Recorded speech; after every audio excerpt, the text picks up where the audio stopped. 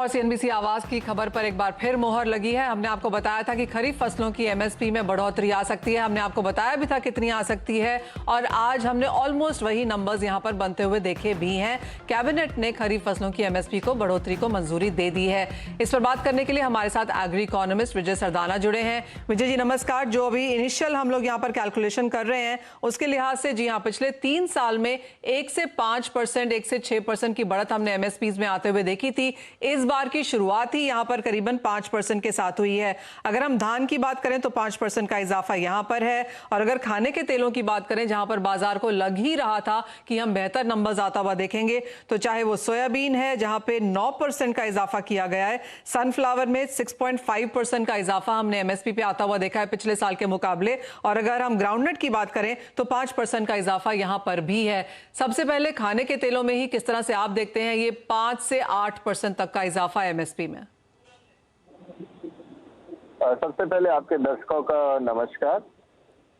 देखिए, जहां तक एमएसपी की बात है, इसके दो जिसका कहते हैं उद्देश्य है। पहला कि जो महंगाई बढ़ी है, किसानों को इन्फ्लेशन के अगेंस्ट कंपनसेट करना एक एमएसपी का उद्देश्य है, और दूसरा जिन फसलों में हम आयात पे निर्भर हैं उसकी भारत में प्रोडक्शन बढ़ाना, ये दूसरा उसका मेन काम है।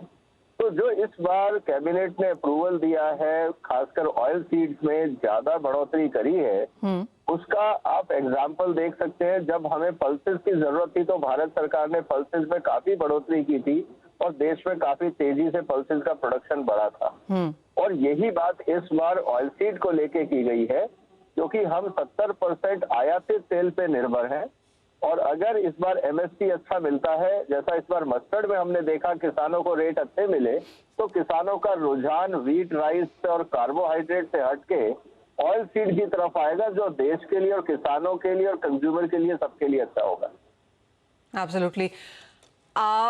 लेकिन एमएसपी एक यहाँ पर चीज मानी जाती है, क्योंकि जहां तक हम प्रोक्योरमेंट की बात करते हैं तो सरकार अभी भी मेजरली यहाँ पर गेहूं और चावल ही प्रोक्योर करती है। Of course stabilisation, price stabilisation fund के तहत हमने देखा है खाने के तेल और कुछ दालें भी यहाँ पर जोड़ा गया है, लेकिन उसकी मात्रा बहुत बड़ी नहीं है। आप कहेंगे एमएसपी सिर्फ एक स्टेप है यहाँ पर?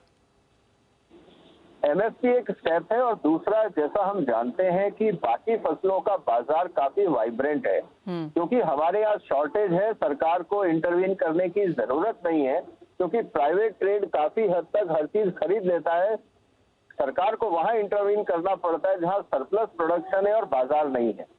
तो ऑयल सीड में भी सरकार का इंटरवेंशन बहुत जरूरी नहीं है, लेकिन हाँ, जहाँ पे किसी कारण से प्राइसेस एमएसपी के नीचे जाते हैं, सप्रेस होते हैं ड्यू टू कार्टेलाइजेशन या किसी और अनएथिकल प्रैक्टिसेस के कारण, वहां सरकार को जरूर स्टेबलाइजेशन फंड का इस्तेमाल करके प्राइसेस को स्टेबल करना चाहिए, ताकि किसानों का मनोबल बना रहे और वो ऑयल सीड से हटे नहीं। उनको अगर अच्छा रेट मिलेगा तो वो अगली बार भी ऑयल सीड की फसल लगाएगा। आपको लगता है कॉटन की तरफ भी यहाँ पर ज्यादा तवज्जो इस बार देखने को मिलेगी, क्योंकि हमने कॉटन में ऑल टाइम हाईज के प्राइसेस यहाँ पर आते हुए देखे हैं। जिस तरह की एमएसपी की बढ़त यहाँ पर आते हुए नजर आई है वो भी काफी एनकरेजिंग है।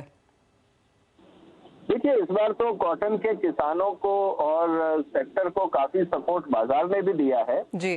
तो जैसा मैंने कहा कि जो एमएसपी बढ़ा है वो इन्फ्लेशन कंपनसेशन का है, लेकिन किसानों को कोई दिक्कत नहीं है। हाँ, किसानों को थोड़ा संगठित होके एफपीओ बना के अपनी बार्गेनिंग पावर को इम्प्रूव करना चाहिए, ताकि जो बाजार में रेट बढ़े हैं उसका फायदा किसानों तक पहुंचे।